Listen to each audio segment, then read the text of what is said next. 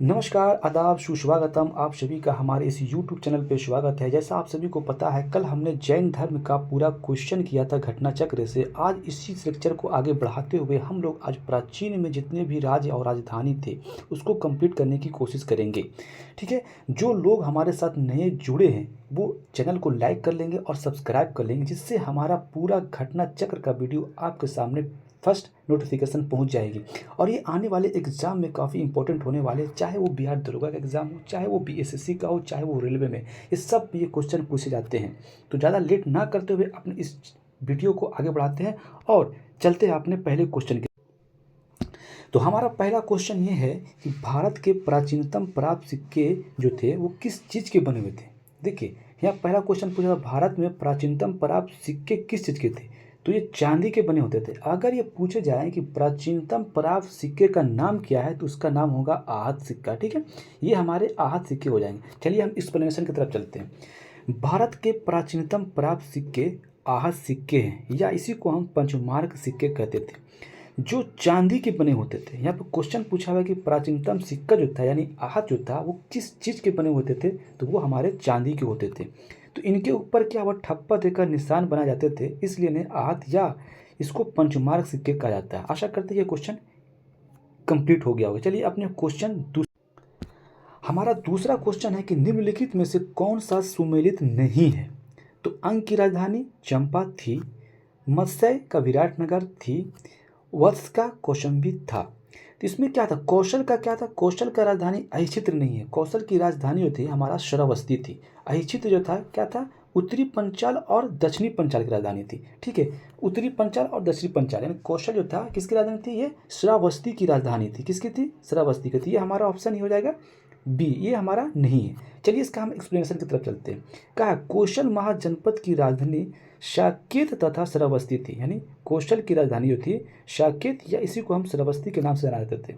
अब उत्तरी पंचाल की राजधानी क्या था, अहिचित्र थी, और दक्षिणी पंचाल की राजधानी कंपिल्य थी। ठीक है, समझ में आ गया। अब चलते हैं अपने नेक्स्ट क्वेश्चन की तरफ। अब हमारा नेक्स्ट क्वेश्चन है, इसमें क्या रहा है कि निम्नलिखित सूची 1 को सूची 2 से सुमेलित कीजिए और सूचियों के नीचे दिए गए कूट की सहायता से उत्तर चुनिए। अब ये कह रहा है कि प्रज्योत जो था कौन सी राज्य का राजा था, तो ये हमारा अवंती का हो जाएगा। उदायन जो था किस राज्य का राजा था, तो ये हमारा जो हो जाएगा कौशल का था। ठीक है, अब तीसरा बोल रहा है कि प्रेषणजीत का, सॉरी, उदायन जो था वो वत्स का था, अब प्रेषणजीत जो था वो कौशल का था, और अजातशत्रु मगध का था। तो ये हमारा ऑप्शन हो जाएगा सी नंबर। ठीक है, चलिए अपने आगे क्वेश्चन की तरफ चलते हैं। नेक्स्ट क्वेश्चन हमारा है कि चंद प्रज्योत किस प्राचीन गणराज्य का राजा था। तो अभी हम लोग पढ़ा कि प्रज्योत जो था अवंती का राजा था। अवंती कहाँ था, ये उज्जैन में था। तो इसका एक्सप्लेनेशन क्या है, चंद प्रज्योत अवंती का शासक था। बुद्ध काल में अवंती की राजधानी उज्जैन थी। बिंबिसार के समय में मगध के साथ चंद प्रज्योत का संबंध मैत्रीपूर्ण था। एक बार प्रज्योत ने पंडु रोग से ग्रसित होने के कारण बिंबिसार ने अपने राजवैद्य जीवक को उसके उपचार के लिए भेजा था। यानी चंद प्रज्योत जो था अवंती का राजा था, और ये जो हमारा अवंती को पांडु रोग हो गया था, तो वो हमारे बिंबिसार उस समय थे, हमारा मगध के राज था, तो वो अपने राजवैद्य को जीवक को उसके उपचार के लिए अवंती भेजे थे। ठीक है, ये हमारा क्वेश्चन भी क्लियर हो गया। चलते हैं नेक्स्ट क्वेश्चन। नेक्स्ट क्वेश्चन हमारा है कि अभिलेख साक्ष्य के प्रकट होता है कि नंद राजा का आदेश से एक नहर खोदी गई थी। कहाँ खोदी गई थी, ये हमारा कलिंग में खोदी गई थी। कलिंग जो कि खारवेल वहाँ का राजा था पहले। तो खारवेल के हाथी गुम्फा अभिलेख से नंद राजा महापद्मानंद की कलिंग विजय सूचित होती है। इसके अनुसार नंद राजा जिसने एक प्रतिमा का उठा ले गया था, उसने कलिंग में एक नहर का निर्माण करवाया था। यानी नंद राजा के आदेश से एक नहर खोदी गई थी। कहाँ, कलिंग में खोदी गई। कलिंग कहाँ, खारवेल जो है किससे संबंध है, हाथी गुम्बा अभिलेख जो है वो खारवेल से संबंध है। ठीक है, आशा करती है ये क्वेश्चन भी आपको समझ में आ गया होगा। अगला क्वेश्चन, नेक्स्ट क्वेश्चन हमारा है उज्जैन का प्राचीन काल नाम क्या है। यानी उज्जैन में जो प्राचीन में उसे किस नाम से जाना जाता था। तो प्राचीन काल में उज्जैन को जो हम लोग किस नाम जानते थे, तो अवंती नाम से जानते थे। क्या, अवंती। अवंती का ही राजा कौन था, चंद प्रज्योत। चंद प्रज्योत कौन था, अवंती का राजा था। चंद प्रज्योत अवंती का राजा था। तो इसका राज कितना, इसका आंसर कौन सा हो जाएगा, बी, यानी अवंती। चलिए अपने नेक्स्ट क्वेश्चन। अब हमारा नेक्स्ट क्वेश्चन हमारा है कि पाटलिपुत्र के संस्थापक कौन थे। उदयन, अशोक, महापद्मानंद या बिंबिसार। तो इसका ऑप्शन हो जाएगा उदयन। उदयन जो थे पाटलिपुत्र के संस्थापक थे। अब चलते इसके बारे में थोड़ा पढ़ते हैं। तो पाटलिपुत्र की स्थापना अजातशत्रु के उत्तराधिकारी यानी अजातशत्रु का बेटा कौन था? उदयन था। गंगा और सोन नदी के संगम पर एक किला बनाकर की थी। इसे मगध साम्राज्य की राजधानी यानी राजगिरी से पाटलिपुत्र स्थानांतरित की थी। केवल हमारा पाटलिपुत्र उदयन जो था हमारा राजगिरी से लेके पाटलिपुत्र में अपनी राजधानी को स्थानांतरित कर दिया था। नगर शिशुनाग वंश, नंद वंश और मौर्य वंश का भी राजधानी रही है। क्या थी? यानी उदयन पाटलिपुत्र जो था ये शिशुनाग वंश का भी था, नंद वंश का भी राजधानी था और मौर्य वंश की भी राजधानी रही थी। कौन? तो पाटलिपुत्र। चलिए अपने अगले क्वेश्चन की तरफ चलते। नेक्स्ट क्वेश्चन क्या रहा है कि मगध साम्राज्य की राजधानी पाटलिपुत्र के बारे में निम्नलिखित में से कौन सा कथन सत्य है? सत्य के बारे में पूछा जा रहा है। तो पाटलिपुत्र पूरब में गंगा नदी से एवं उत्तर से चंपा नदी से घिरा हुआ है। गलत। ठीक है। पाटलिपुत्र उत्तर में गंगा नदी से एवं पश्चिम में सोन नदी से घिरा हुआ है। ये हमारा सही हो जाएगा। ठीक है। चलिए अपने अगले क्वेश्चन की तरफ चलते हैं। क्वेश्चन कहता है कि पाटलिपुत्र को किस शासक ने सर्वप्रथम अपनी राजधानी बनाई थी? तो हमारा ये ऑप्शन क्या है? चंद्रगुप्त मौर्य, अशोक महान या चंद्रगुप्त विक्रमादित्य या कनिष्क। तो हमारा ये हो जाएगा चंद्रगुप्त मौर्य। अब देखिए वस्तुतः पाटलिपुत्र की स्थापना गंगा एवं सोन नदी के संगम पर हर्यक वंशीय शासक उदयन ने की थी एवं अपनी राजधानी जो थी उसको राजगिरी से पाटलिपुत्र में स्थानांतरित की थी। किंतु विकल्प में उदयन नहीं है, अतः ये विकल्प चंद्रगुप्त मौर्य हो जाएगा। ठीक है। पाटलिपुत्र की स्थापना उदयन ने किया था, लेकिन यहाँ पर क्या है कि ऑप्शन में उदयन नहीं है, तो इसलिए हमारा ऑप्शन अभी कौन सा हो जाएगा? चंद्रगुप्त मौर्य हो जाएगा। आशा करते हैं ये क्वेश्चन भी आपको क्लियर हो। नेक्स्ट क्वेश्चन हमारा है कि निम्नलिखित में से किस राजा ने पाटलिपुत्र को बसाया था? देखिए फिर से क्वेश्चन बीपीएससी 2000 में पूछा हुआ था, रिपीट हो गए। ठीक है। तो क्या बस शिशुनाग है, बिंबिसार है, अजातशत्रु या उदयन है? तो हमारा इसका ऑप्शन उदयन हो जाएगा। और उदयन पाटलिपुत्र का स्थापना किया था और अपनी राजधानी जो थी राजगीर से कहाँ की थी? पाटलिपुत्र कर दी थी। अगला क्वेश्चन हमारा है किस शासक के द्वारा सर्वप्रथम पाटलिपुत्र की राजधानी के रूप में चयन किया गया था? तो देखिए अभी हम पहले पढ़े थे कि पाटलिपुत्र पहले मगध की राजधानी पहले कहाँ थी? पहले राजगिरी थी। ठीक है। तो बाद में कौन कहाँ कर दिया? तो पाटलिपुत्र कर दिया। उदयन ने पाटलिपुत्र की स्थापना की और इसका राजधानी जो है राजगीर से पाटलिपुत्र कर दिया था। तो हमारा कौन हो ऑप्शन हो जाएगा? उदयन हो जाएगा। आशा करते हैं क्वेश्चन भी आप लोग को समझ में आ गया।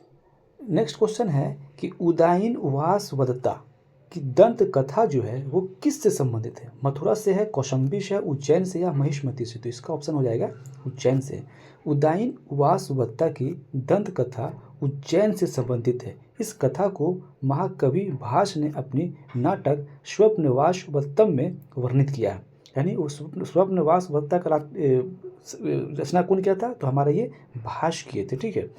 इस नाटक में वत्स नरेश, उदयन तथा अवंती नरेश प्रद्योत की पुत्री वासवदत्ता की प्रेम कथा का वर्णन है।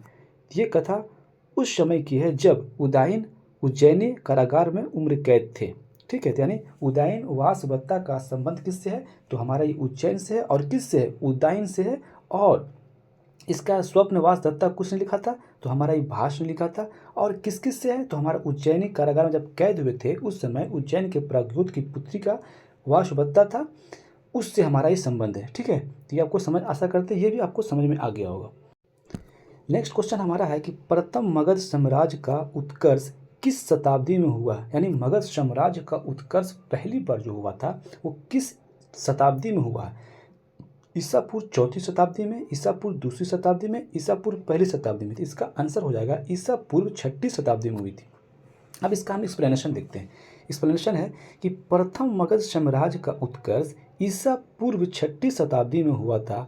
इस साम्राज्य की महत्ता का वास्तविक संस्थापक था राजा बिंबिसार था। लगभग 544 से 492 ईस्वी पूर्व तक वह हर्यक कुल के संबंध यानी हर्यक वंश से संबंध था। तो प्रथम साम्राज्य 6ठा ईसा पूर्व में हुआ था और ये सबसे वास्तविक जो माना जाता है राजा बिंबिसार को माना जाता है जो हर्यक वंश के थे। ठीक है। अगले क्वेश्चन की तरफ चलते हैं। निम्नलिखित में से कौन सा एक ईसा पूर्व 6ठी शताब्दी में प्रारंभ में भारत का सर्वाधिक शक्तिशाली नगर राज्य था? ये हमारा कौन सा हो जाएगा? ये हमारा मगध हो जाएगा। मगध जो था सबसे शक्तिशाली राज्य था 16 महाजनपदों में, 16 महाजनपदों में अगर देखा जाए तो सबसे जो शक्तिशाली था वो हमारा जो था मगध था। ठीक है, जिसमें मौर्य हुए, बिंबिसार हुए, अजातशत्रु हुए, अशोक हुए, ये सब सारे राजा जो थे किसमें थे, सब मगध में से। ठीक है, चलते हैं अपने अगले क्वेश्चन। नेक्स्ट क्वेश्चन है, विश्व का पहला गणतंत्र वैशाली में किसके द्वारा स्थापित किया गया था। देखिए इसमें दो क्वेश्चन मिला। अगर पूछ दिया गया विश्व का पहला गणतंत्र राज्य कौन सा था तो इसका ऑप्शन हो जाएगा वैशाली। लेकिन अब ये पूछ रहा है कि विश्व का पहला गणतंत्र जो वैशाली था किसके द्वारा स्थापित किया गया है, तो ये हमारा लिच्छवी राजाओं के द्वारा पहला गणतंत्र जो है, विश्व का पहला गणतंत्र जो है वो स्थापित किया गया था। दो क्वेश्चन यहाँ से कंप्लीट होता है। पहला क्वेश्चन पूछ लेता है, पहला क्वेश्चन है ये कि विश्व का पहला गणतंत्र कहाँ स्थापित हुआ था, तो वो हमारा कहाँ होगा, वैशाली। वैशाली जो है वो लिच्छवी की राजधानी थी। ठीक है, तो उसको किसके द्वारा स्थापित किया गया था, तो लिच्छवी साम्राज्य के द्वारा स्थापित किया गया था। अब देखिए इसका एक्सप्लेनेशन क्या दिया हुआ है। विश्व की लिच्छवियों ने, वैशाली के लिच्छवियों ने विश्व का पहला गणतंत्र स्थापित किया था। वैशाली बुद्ध काल का सबसे बड़ा तथा शक्तिशाली गणराज्य था। लिच्छवी वज्जी संघ का सर्वप्रमुख था। ठीक है, आशा करते हैं यहाँ पे क्वेश्चन को समझ में आ गया होगा। चलिए अपने नेक्स्ट क्वेश्चन की तरफ चलते हैं। ईसा पूर्व 6वीं सदी में विश्व का प्रथम गणतंत्रात्मक व्यवस्था कहाँ स्थापित हुआ था, तो ये अभी हम लोग पढ़ा था, ये वैशाली में हुआ है। ठीक है, वैशाली में किसने किया था, तो ये हमारा लिच्छवी राजा जो कि वज्जी से संबंध था। ठीक है, आगे क्वेश्चन पे चलते हैं हम लोग। नेक्स्ट क्वेश्चन हमारा है कि 6वीं शताब्दी ईसा पूर्व में 16 महाजनपदों के विषय में निम्नलिखित में से किस बौद्ध ग्रंथ में सूचना मिलती है, यानी 16 महाजनपद जो है उसका जो हमें जानकारी मिलता है किस ग्रंथ से मिलता है और कौन से धर्म से मिलता है। तो पहला तो बौद्ध ग्रंथ से मिलता है, और 16 महाजनपद की जानकारी हमें किससे मिलती है, तो हमारे अंगुत्तर निकाय से मिलती है। अब देखिए एक्सप्लेनेशन इसका देख लीजिए। बौद्ध ग्रंथ अंगुत्तर निकाय में 6वीं शताब्दी ईसा पूर्व के 16 महाजनपदों की सूचना हमें मिलती है, जो इस प्रकार है। अंग, मगध, काशी, कौशल, वज्जी, मल, चेदी, वत्स, कुरु, पंचाल, मत्स्य, शूरसेन और अस्मक होता है। और अस्मक इसलिए इम्पोर्टेंट होता है कि दक्षिण भारत की एकमात्र राज्य था अश्मक, जिसकी राजधानी कहाँ थी, पोटनी थी। कहाँ थी, पोटनी थी। ठीक है, आशा करते हैं ये क्वेश्चन भी आप लोगों को क्लियर हो गया। अब चलते हैं नेक्स्ट क्वेश्चन है, 16 महाजनपदों की सूची उपलब्ध है किस चीज़ में। अभी हम लोग पढ़े थे 16 महाजनपदों की जो सूची दी हुई है, 16 महाजनपदों की जानकारी मिली हुई है, वो किस जगह से मिली हुई, तो हमें अंगुत्तर निकाय यानी एक बौद्ध धर्म ग्रंथ है जिस अंगुत्तर निकाय, उससे हमें 16 महाजनपदों की जानकारी मिलती है। चलिए आगे क्वेश्चन चलते हैं। देखिए 23 नंबर, फिर से ये क्वेश्चन रिपीट हो गया। 16 महाजनपदों का उल्लेख कहाँ मिलता है, तो हमें अंगुत्तर निकाय मिलता है। इंपॉर्टेंट रिपीट हो रहे हैं, इंपॉर्टेंट है तभी ये रिपीट हो रहे हैं, अगर इंपॉर्टेंट नहीं होता तो ये रिपीट नहीं होता। ठीक है, आशा करते हैं कि आप लोग ये क्वेश्चन को समझ में आ रहा होगा। ठीक है, अब चलते हैं अपने अगले क्वेश्चन की तरफ। नेक्स्ट क्वेश्चन हमारा है कि महाजनपद युग के 16 महाजनपदों का नाम बौद्ध साहित्य में प्रायः उल्लेखित मिलते हैं। ये तो मिलते हैं 16 महाजनपद अंगुत्तर निकाय में, लेकिन क्वेश्चन हमारा ये है कि निम्नलिखित में से किन जनपदों का नाम पाणिनि की अष्टाध्यायी, अष्टाध्यायी किसने लिखी है, तो पाणिनि ने लिखी, पाणिनि की अष्टाध्यायी में उल्लेखित है। तो ये हमारा मगध उल्लेखित है, अश्मक उल्लेखित है, और एक हमारा जो हो जाएगा एक कंबोज, ये हमारा सब इसमें उल्लेखित किया हुआ है। ठीक है, आशा करते हैं। देखिए क्वेश्चन यहाँ पे 3 है, 16 जनपदों का नाम बौद्ध साहित्य के अंगुत्तर निकाय में है, और ये बोल रहा है कि अष्टाध्यायी के लेखक पाणिनि जो है उसमें अपने बुक में नाम किस किस का दिया हुआ, तो अश्मक है, मगध है, और कंबोज का नाम दिया हुआ है। ठीक है, आशा करते हैं आप लोग को समझ में आया होगा। इसका देखिए क्वेश्चन का एक्सप्लेनेशन देख लीजिए। पाणिनि संस्कृत भाषा के सबसे बड़े व्याकरण हुए। इनका जन्म तत्कालीन उत्तर पश्चिम भारत के गंधार में हुआ था। इनके व्याकरण का नाम अष्टाध्याय है। अष्टाध्याय में 8 अध्याय तथा लगभग 4000 सूत्र है। पाणिनि ने अपने अष्टाध्याय में 22 जनपदों का उल्लेख किया है। इनमें से मगध का है, अश्मक है, कंबोज है, गंधार है, शूरसेन है आदि। बौद्ध ग्रंथ अंगुत्तर निकाय में जैन ग्रंथ भगवती सूत्र में देखिए, बौद्ध निकाय का तो अंगुत्तर निकाय है ना, अंगुत्तर निकाय में तो दिया हुआ है 16 जनपदों का नाम। और अगर पूछ लेगा बौद्ध का कौन सा है, भगवती सूत्र, यानी भगवती सूत्र जो है वो किसका है, भगवती सूत्र जो है वो जैन धर्म का है, इसमें भी दिया हुआ है 16 महाजनपदों का बात कही गई। चलिए आशा करते हैं कि ये क्वेश्चन समझ में आपको आया होगा। नेक्स्ट क्वेश्चन हमारा, अभी जो एक्सप्लेनेशन पढ़े थे ना, अभी उसके ऊपर नेक्स्ट क्वेश्चन हमारा क्या लिख रहा है कि किन ग्रंथों में प्राचीन भारत के 16 महाजनपदों का सूची मिलता है, नीचे दिए गए कूट में सही उत्तर का चयन कीजिए। क्या अर्थशास्त्र में मिलता है, नहीं मिलता है। दीर्घ निकाय में मिलता है, नहीं मिलता है। अंगुत्तर निकाय में मिलता है, अंगुत्तर निकाय में मिलता है क्योंकि ये बौद्ध धर्म का था। और भगवती सूत्र किसका था, ये हमारा जैन धर्म का, यानी बौद्ध निकाय का अंगुत्तर निकाय और जैन धर्म का भगवती सूत्र, ये हमें दोनों से मिलते हैं। तो इसका आंसर कौन सा हो जाएगा हमारा, 2 और 4। इसका आंसर हमारा 2 और 4 हो जाएगा। ठीक है, आशा करती है ये क्वेश्चन भी समझ में आया होगा। नेक्स्ट क्वेश्चन हमारा है, महाभारत के अनुसार उत्तरी पंचाल की राजधानी क्या थी। तो अभी हम लोग पहले भी पढ़ रहे कि उत्तरी पंचाल की राजधानी अहिचित्र थी, तो हमारा ये क्या हो जाएगा, अहिचित्र। क्या है, उत्तरी पंचाल की राजधानी अहिचित्र थी तथा दक्षिणी पंचाल की राजधानी कंपिलिया थी। हस्तिनापुर तथा इंद्रप्रस्थ कुरु की राजधानी थी। हस्तिनापुर और इंद्रप्रस्थ जो थी वो कुरु की राजधानी थी, जबकि मथुरा और सूरसेन की राजधानी, मथुरा जो थी सूरसेन की राजधानी थी। ठीक है, इसमें 4 राजधानी हमको याद हो गए। हस्तिनापुर और इंद्रप्रस्थ किसकी राजधानी थी, इंद्रप्रस्थ कुरु की राजधानी थी, और मथुरा किसकी राजधानी थी, तो वो सूरसेन की राजधानी थी। अब इसके बात करें तो उत्तरी पंचाल की राजधानी अहिचित्र, और अगर दक्षिणी पंचायत की बोल दिया तो दक्षिणी पंचाल की राजधानी जो हो जाएगा वो हमारा क्या हो जाएगा, कंपिलिया हो जाएगा, कंपिलिया। नेक्स्ट क्वेश्चन हमारा है कि 16 महाजनपदों के युग में मथुरा इनमें से किसकी राजधानी थी। तो मथुरा की राजधानी अभी हम लोग पढ़ा तो सूरसेन मथुरा की राजधानी थी। किसकी थी, सूरसेन मथुरा की राजधानी थी। अब 28 नंबर क्वेश्चन हमारे कहता है, चंपा किस महाजनपद की राजधानी थी। तो चंपा अंग की राजधानी थी। ठीक है, चंपा जो थी अंग की राजधानी थी। मगध की राजधानी गिरिब्रज था। कौशल का श्रावस्ती था। और वैशाली का ये लिच्छवी का वज्जित था। ठीक है, यह समझ में आ गया मेरे को। अब चलिए अगले क्वेश्चन चलते हैं। नेक्स्ट क्वेश्चन हमारा है कि 6वीं शताब्दी ईसा पूर्व में सुक्तिमती की राजधानी क्या था। सुक्तिमती की राजधानी क्या थी, पंचाल थी, कुरु थी, चेदी थी, अवंती थी। इसकी राजधानी चेदी थी, यानी सुक्तिमती की राजधानी क्या थी, चेदी थी। 6वीं शताब्दी ईसा पूर्व में आधुनिक बुंदेलखंड, चेदी जो है आधुनिक बुंदेलखंड पूर्वी तथा उसके सीमावर्ती भागों को चेदी महाजनपद स्थित था। इसकी राजधानी सुक्तिवती थी। ठीक है, जिसके पहचान महाभारत में सुक्तिमती के रूप में किया गया है। इसको हम सोथीवती भी बोलते हैं और सुक्तिमती भी बोलते हैं।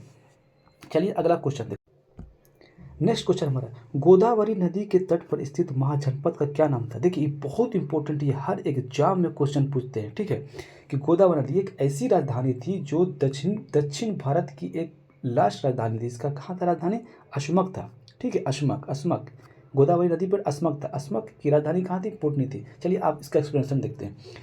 बौद्ध ग्रंथ अंगुत्तर निकाय तथा जैन ग्रंथ भगवती सूत्र में 6वीं शताब्दी ईसा पूर्व में वर्णित 16 महाजनपदों में अशमक, या इसको हम अशमक बोलते हैं, नर्मदा तथा गोदावरी नदियों के मध्य स्थित था, जिसकी राजधानी पैठन या पोतन तथा पोटली बोलते हैं। ठीक है, ये सब उसी का, पैठन बोल दीजिए, पोतन बोल दीजिए या पोटली बोल दीजिए, सब उसी का नाम है। ठीक है, चलिए आशा करते हैं कि ये क्वेश्चन भी आप लोगों को क्लियर हो गया हो। अब चलते हैं अगले क्वेश्चन की तरफ। नेक्स्ट क्वेश्चन हमारा है कि मगध की राजधानी कौन सी थी। अभी हम बताएं मगध की राजधानी क्या थी, गिरिब्रज थी। चंपा किसकी राजधानी थी, तो अंग की थी। वैशाली किसकी थी, लिच्छवी की थी। प्रतिष्ठान किसकी थी, अभी हम पढ़े तो प्रतिष्ठान जो राजधानी थी हमारा, अभी जस्ट पढ़े नहीं। प्रतिष्ठान किसकी राजधानी थी, तो ये हमारा राजधानी थी किसकी, ये हमारा हो गया, क्या कहते हैं इसको, हाँ इसकी राजधानी, प्रतिष्ठान की राजधानी जो थी ये हमारा अशमक था। इसका जो पिछली अशमक था, अशमक मतलब जो सबसे नीचे मतलब गोदावरी तट पे थी। ठीक है, अब इसका हम एक्सप्लेनेशन थोड़ा देखते हैं। ये एक्सप्लेनेशन हमारा है कि पुराणों के अनुसार मगध पर शासन करने वाला पहला राजवंश बृहद्रथ था। यानी बृहद्रथ जो था मगध के राज्य पे सबसे पहला राजवंश था। इस वंश का पहले राजा बृहदत्त का पुत्र जरासंध था, जिसने गिरिव्रज को अपनी राजधानी बनाया था। बौद्ध ग्रंथों के अनुसार मगध का प्रथम प्रतापी शासक बिंबिसार था। यह आर्यक वंश से संबंधित था, जिसकी मृत्यु 492 ईसा पूर्व में हो गई। इसके पश्चात अजातशत्रु मगध का शासक बना। अजातशत्रु का पुत्र फिर उदयन बना। अपनी राजधानी राजगिरी से फिर पाटलिपुत्र स्थानांतरित कर दिया था। अगर पूछ लिया था कि मगध पर शासन करने वाला पहला राजवंश कौन था, तो वो नाम था बृहद्रथ था। ठीक है, इस वंश के पहले राजा बृहद्रथ था, जो किसका पुत्र था, जरासंध का पुत्र था। ये क्वेश्चन भी बहुत बार आए हुए हैं। आशा करते हैं ये क्वेश्चन आपको समझ में आया होगा। अब चलते हैं अपने नेक्स्ट क्वेश्चन की तरफ। नेक्स्ट क्वेश्चन हमारा ये है कि मगध की प्रारंभिक राजधानी कौन सी थी। तो प्रारंभिक राजधानी जो हमारी थी राजगिरी थी। उदयन ने पाटलिपुत्र कर दिया था। ठीक है, नेक्स्ट क्वेश्चन है प्राचीन महाजनपद मगध की प्रथम राजधानी कौन सी थी। फिर से सेम क्वेश्चन रिपीट है। तो हमारा क्या था, प्राचीन मगध की प्राचीनतम यानी प्रथम राजधानी कौन सी थी। देखिए इसमें से ऑप्शन होना चाहिए था कौन सा, राजगीर, लेकिन है नहीं, तो इसलिए हम पाटलिपुत्र कर देंगे। ठीक है, अब नेक्स्ट क्वेश्चन ये काफ़ी इंपॉर्टेंट क्वेश्चन हो जाता है कि निम्नलिखित में से कौन सा एक मगध साम्राज्य की राजधानी नहीं रही है। मतलब इसमें से कौन सी ऑप्शन है, गिरिव्रज, राजगिरी, पाटलिपुत्र, कौशाम्बी। अब देखा जाए तो इसमें से कौन सा राजधानी नहीं रहा। तो गिरिव्रज थी राजधानी। गिरिव्रज को भी हम राजगिरी के नाम से जानते हैं, आधुनिक नाम राजगिरी है। और पाटली तो पहले थी, गिरिव्रज से ही पाटलिपुत्र हुआ। और कौशाम्बी जो थी हमारा ये नहीं थी। ठीक है, चलिए नेक्स्ट क्वेश्चन की तरफ चलते हैं। नेक्स्ट क्वेश्चन की तरफ चलते हैं। हमारा लिखा हुआ है कि प्राचीन श्रावस्ती का नगर विन्यास किस आकृति का है। यानी प्राचीन जो श्रावस्ती का नगर जो था विन्यास किस आकृति का था। तो वो हमारा क्या था, अर्धचंद्राकार था। अर्धचंद्राकार था। इसका हम चलिए अब पढ़ते हैं एक्सप्लेनेशन। प्राचीन श्रावस्ती की पहचान अलेक्जेंडर कनिंघम ने 1861 ईस्वी में उत्तर प्रदेश के गोंडा के निकट सहेत महत यानी वर्तमान में श्रावस्ती नामक स्थान से की थी। उत्खननों के आधार पर ज्ञात होता है कि प्राचीन श्रावस्ती का नगर जो था वो विन्यास कैसा था, अर्धचंद्राकार था, यानी क्रिस्टेंटिक था। किसा था, क्रिस्टेंटिक था। ठीक है, आशा करते हैं ये क्वेश्चन भी आप लोग को क्लियर हुआ होगा।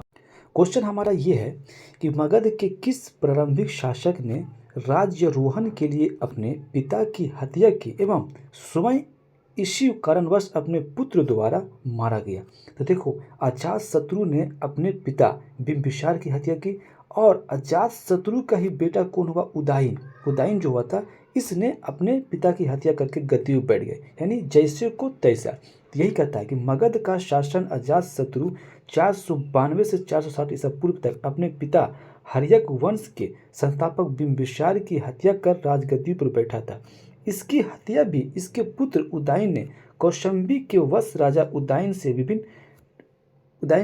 भिन्न होकर करवा दी थी। ठीक है, ये भी अपने पिता की हत्या करके गद्दी पर बैठा। अजातशत्रु अपने पिता का हत्या बिंबिसार का किया और उदयन अपने पिता हत्या यानी अजातशत्रु का किया। ठीक है, आशा करते हैं क्वेश्चन आपको समझ में आया होगा। नेक्स्ट क्वेश्चन हमारा है 38 नंबर का। अजातशत्रु के वंश का नाम क्या था। अजातशत्रु के वंश का नाम क्या था। तो ये था हमारा हर्यक वंश था। हर्यक वंश था जो अपने पिता की हत्या करके बिंबिसार का बैठा था। दूसरा था कि राजकुमार जो अपने पिता की मृत्यु के लिए उत्तरदायी था। कौन था, उदयन किया था। अजातशत्रु भी था। ठीक है, और हमारा ये क्या था, हाँ अजातशत्रु भी और उदयन दोनों अपने पिता की हत्या किया था। इसमें ऑप्शन हमारा ई हो जाएगा, एक से अधिक हो जाएगा। नेक्स्ट क्वेश्चन हमारा है किस मगध साम्राज्य में वज्जी गणशंख को हराकर आत्महत्या किया था। ये हमारा अजातशत्रु था। यानी वज्जी को हराकर गणशंख को हराकर आत्मसात किया था। ठीक, तो हमारा ये अजातशत्रु था। नेक्स्ट क्वेश्चन हमारा है कि मालवा क्षेत्र पर मगध की सत्ता का विस्तार निम्न में से किसके शासन काल में हुआ था। बिंबिसार, उदयभद्र, अजातशत्रु या शिशुनाग। ये हमारा शिशुनाग में हुआ था। ठीक है, इसका एक्सप्लेनेशन देखिए आप। पुराणों के अनुसार मगध नरेश शिशुनाग ने अवंती यानी मालवा को जीतकर मगध साम्राज्य में मिला लिया था। चलिए आप चलते हैं नेक्स्ट क्वेश्चन की। मगध का नंद वंश का संस्थापक कौन था। मगध में जो नंद वंश था उसका संस्थापक कौन था, तो ये महापद्मानंद थे। मगध पर शिशुनाग वंश के पश्चात नंद वंश का वर्चस्व स्थापित हुआ। नंद वंश के संस्थापक महापद्मानंद अथवा उग्रसेन था। पुराणों में महापद्मानंद को सर्वछत्रांतक और अपरो परशुराम कहा गया। नेक्स्ट क्वेश्चन हमारा है मगध का कौन सा सम्राट अपरो परशुराम के नाम से जाना था। अपरो परशुराम के नाम से जाना जाता है। तो ये अभी पढ़े थे हम लोग महापद्मानंद। ठीक है, चलिए अगले क्वेश्चन की तरफ चलते हैं। नेक्स्ट क्वेश्चन हमारा है कि वाराणसी को निम्नलिखित में से किसने अपनी द्वितीय राजधानी बनाया था, यानी वाराणसी को द्वितीय राजधानी किसने बनाया था। तो ये देखिए ऑप्शन हमारा शिशुनाग होगा, जबकि यहाँ पर उत्तर प्रदेश सरकार जिसमें जो यूपीजीआईसी पूछा हुआ था इसको शिशुनाग ही बोला था, हम लोग इसको शिशुनाग ही देखेंगे। ठीक है, चलिए अगले क्वेश्चन की तरफ चलते हैं। क्वेश्चन हमारा है कि नंद वंश के पश्चात यानी नंद वंश के पश्चात मगध पर किस राजवंश का शासन आया था। तो नंद के बाद हमारा मौर्य आया, मौर्य के बाद शुंग आया। ठीक है, अब देखिए इसका एक्सप्लेनेशन देखते हैं। मगध के नंद वंश की स्थापना शिशुनाग वंश का अंत करके की गई थी। नंद वंश में कुल 9 राजा हुए थे। नंद वंश का अंतिम काल में जनता से बलपूर्वक धन वसूलने तथा छोटी छोटी वस्तुओं पर भारी कर लगाने के कारण जनता शासकों के विरुद्ध हो गई। चारों ओर घृणा एवं असंतोष का वातावरण व्याप्त हो गया। इसका लाभ उठाकर चंद्रगुप्त मौर्य ने चाणक्य के सहयोग से घनानंद की हत्या कर नंद वंश की स्थापना की। ठीक है, चलिए अगला क्वेश्चन की तरफ। नेक्स्ट क्वेश्चन हमारा है कि राजा नंद का उल्लेख करने वाला अभिलेख का प्रमाण कहाँ से मिलता है। राजा नंद का उल्लेख करने वाला अभिलेखीय प्रमाण कहाँ से मिलता है। तो ये हमारा खारवेल का जो हाथी गुम्फा अभिलेख है, इससे हमें पता चलता है कि राजा नंद का उल्लेख मिलता है। ठीक है, अगला क्वेश्चन चलते हैं हम लोग। नेक्स्ट क्वेश्चन हमारा है कि निम्नलिखित में से मगध राजवंशों का कला क्रम अनुसार व्यवस्थित कीजिए। पहले कौन आए थे, नंद आए थे, शुंग आए थे, मौर्य आए थे, हर्यक वंश था। सबसे पहला वंश जो था वो हमारा हर्यक वंश था, 1 नंबर पे हर्यक वंश हो जाएगा। दूसरा में नंद वंश आए थे, तीसरा हमारे मौर्य आए थे, अब चौथे में जो आए थे वो शुंग आए थे। यानी मौर्य से पहले नंद था, अब मौर्य के बाद जो था शुंग था, सबसे पहले हर्यक वंश आए थे। चलिए अब नेक्स्ट क्वेश्चन की तरफ चलते हैं। नेक्स्ट क्वेश्चन हमारा है कि गौतम बुद्ध के समय प्रसिद्ध वैद्य जीवक किसके दरबार में रहता था। तो ये हमारा बिंबिसार के दरबार में रहता था। वही जीवक था जो अवंती के राजा प्रद्योत का जो पांडु रोग हो गया था तो उसको इलाज के लिए भेजे थे। ठीक है, ये वही जीवक है। चलिए अगले क्वेश्चन की तरफ चलते हैं। नेक्स्ट क्वेश्चन हमारा है कि निम्नलिखित कथन ए और कथन बी को पढ़ें और नीचे दिए गए कूट में सही उत्तर का चयन करें। विश्व के सभी भागों में ईस्वी पूर्व 6वीं शताब्दी एक महान धार्मिक उथल पुथल का कला था या वैदिक धर्म का बहुत जटिल हो चुका था। तो दोनों सही है। विश्व के सभी ईस्वी 6 में महान धार्मिक अथल पुथल का काल था और वैदिक धर्म बहुत जटिल हो चुका था। उस काल में 6वीं शताब्दी ईसा पूर्व में वैदिक काल जो था काफ़ी जटिल हो चुका था और उस समय जो था धार्मिक उथल पुथल काफ़ी हो चुके, क्योंकि सब एक दूसरे को अपने ऊपर राज्य करने के चक्कर में सब भूल चुके थे कि हमें करना क्या है। ठीक है, चलते हैं अपने अगले क्वेश्चन की तरफ। नेक्स्ट क्वेश्चन हमारा है कि कल्पी नगर किस तट पर है। कल्पी नगर जो है किस नदी के तट पर स्थित है। ये तो यमुना नदी के तट पर है। इसका एक्सप्लेनेशन देखते हैं हम लोग। कल्पी नगर उत्तर प्रदेश के जलौन जिले में स्थित एक नगर था। यह यमुना नदी के तट पर स्थित है। प्राचीन काल में यह कलाप्रिया के नाम से विख्यात थी। समय के साथ नाम संक्षिप्त होकर कल्पी हो गई। यह 4वीं सदी के राजा वसुदेव द्वारा बसाया गया था। यानी कल्पी जो नगर था वो राजा वसुदेव द्वारा बसाया गया था और ये यमुना नदी के किनारे थी। ठीक है, अगला क्वेश्चन तो नेक्स्ट क्वेश्चन हमारा 51 नंबर कि सूची 1 को सूची 2 को सम्मिलित कीजिए और नीचे दिए गए कूट को सही उत्तर चुनिए। कुरु की राजधानी कहाँ थी। तो कुरु की राजधानी हमारा इंद्रप्रस्थ थी। पंचाल की राजधानी कहाँ थी। तो अहिचित्र थी। कौशल की राजधानी कहाँ थी। कौशल की राजधानी साकेत थी, नहीं कौशंबी थी। और वत्स की राजधानी कहाँ थी। साकेत या कौशंबी थी। ठीक है, साकेत या इसी को हम श्रावस्ती बोलते थे। ठीक है, इस हिसाब से मेरा ऑप्शन हो जाएगा बी। चलिए नेक्स्ट क्वेश्चन की तरफ चलते हैं। नेक्स्ट क्वेश्चन हमारा है फिर से मिलान करने वाला कि राजधानी कौन कौन सी थी। तो सबसे पहले मत्स्य की राजधानी कहाँ थी। मत्स्य की राजधानी जो थी कहाँ थी हमारा। मत्स्य की राजधानी मत्स्य की राजधानी विराटनगर। कुरु की राजधानी हमारा जो थी कुरु की राजधानी इंद्रप्रस्थ थी। और अश्मक की राजधानी हमारा पोटनी थी। और शूरसेन की राजधानी हमारा कौन सी थी। मथुरा थी। यानी शूरसेन की राजधानी मथुरा और अश्मक की राजधानी पोतन और कुरु की राजधानी इंद्रप्रस्थ और मत्स्य की राजधानी हमारा विराटनगर था। ठीक है, इस हिसाब से इसका आंसर हमारा हो जाएगा एक का हो गया हमारा मत्स्य की राजधानी एक का यानी हमारा हो जाएगा सी। 1 का 3 यानी हमारा सी हो जाएगा। चलिए अब अगले क्वेश्चन की तरफ चलते हैं। नेक्स्ट क्वेश्चन हमारा है कि निम्नलिखित में से कौन सा एक सही सुमेलित नहीं है। कंबोज की राजधानी राजापुर या हाटक थी। अश्मक की राजधानी पोटन या पोटली थी। कौशल की राजधानी श्रावस्ती थी और सूरसेन की राजधानी हमारा जो था वो कहाँ था, मथुरा था। ठीक है, सूरसेन की राजधानी हमारा ये मथुरा था, ना कि कौशंबी थी। कौशंबी की राजधानी हमारा क्या था, ये हमारा वत्स था। ठीक है, चलिए अब अगले क्वेश्चन की तरफ चलते हैं। नेक्स्ट क्वेश्चन हमारा है कि वर्तमान उत्तर प्रदेश में भारत के प्राचीनतम 16 महाजनपदों में कुल कितने महाजनपद जो थे वो उत्तर प्रदेश में है। तो ये करीब 8, यानी 16 में 8 राज्य तथा उत्तर प्रदेश में था। ठीक है, चलिए अब आगे क्वेश्चन देखते हैं। नेक्स्ट क्वेश्चन हमारा है, निम्नलिखित में से कौन सा एक कथन प्राचीन भारत का श्रेणी व्यवस्था का बारे में असत्य है, यानी असत्य के बारे में ढूंढना हमको। तो क्या श्रेणी व्यापारियों और कारीगरों का एक संगठन था, ये था। ठीक है, उत्पादित वस्तुओं की गुणवत्ता और कीमत संबंधित श्रेणियों द्वारा निर्धारित की जाती थी। सही बात है कि जो भी गुणवत्ता वस्तुओं का जो गुणवत्ता के हिसाब से उसकी कीमत जो थो श्रेणियों द्वारा निर्धारित की जाती थी। श्रेणी अपने सदस्यों के आचरण पर भी नियंत्रण रखता था। श्रेणी व्यवस्था मात्र उत्तर भारत में प्रचलित थी, ये गलत है, ये पूरे राज्य में थी। ठीक है, ये हमारा हो गया 55।